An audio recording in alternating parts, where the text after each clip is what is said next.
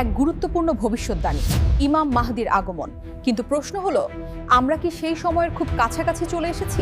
হাদিসে উল্লেখ আছে, কিয়ামতের আগে একজন ন্যায়পরায়ণ নেতা আসবেন, যিনি পৃথিবীতে ন্যায় ও শান্তি প্রতিষ্ঠা করবেন।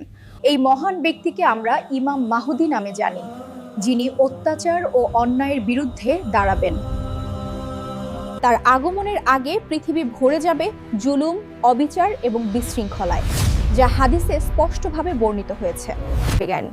মানুষ তখন নেতৃত্বের সংকটে পড়বে, সত্যিকারের ন্যায় বিচার খুঁজে পাবে না। ঠিক সেই সময় আল্লাহ একজন ন্যায়পরায়ণ ব্যক্তিকে সামনে আনবেন, যিনি মানুষের আশা হয়ে উঠবেন।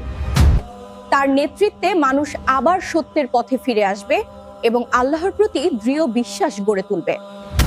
হাদিসে বলা হয়েছে, তিনি পৃথিবীতে ন্যায় বিচার প্রতিষ্ঠা করবেন, যেভাবে তা আগে কখনো দেখা যায়নি। কিন্তু গুরুত্বপূর্ণ প্রশ্ন হলো, তার আগমনের কোন লক্ষণগুলো আমরা আজ দেখতে পাচ্ছি? বিশ্বজুড়ে অস্থিরতা, বিভাজন এবং নৈতিক অবক্ষয়, এসব কি সেই আগমনের ইঙ্গিত হতে পারে? ইসলাম আমাদের শিক্ষা দেয়, এই সময় নিজেকে প্রস্তুত করা, ঈমানকে শক্ত করা সবচেয়ে গুরুত্বপূর্ণ। কারণ সেই সময় শুধু জ্ঞান নয়, বরং সঠিক পথ চেনার ক্ষমতাই হবে সবচেয়ে বড় চ্যালেঞ্জ।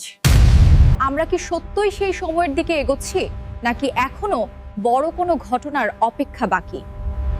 যাই হোক, একজন মুমিনের দায়িত্ব হলো সবসময় সত্যের উপর অটল থাকা এবং আল্লাহর পথে নিজেকে প্রস্তুত রাখা।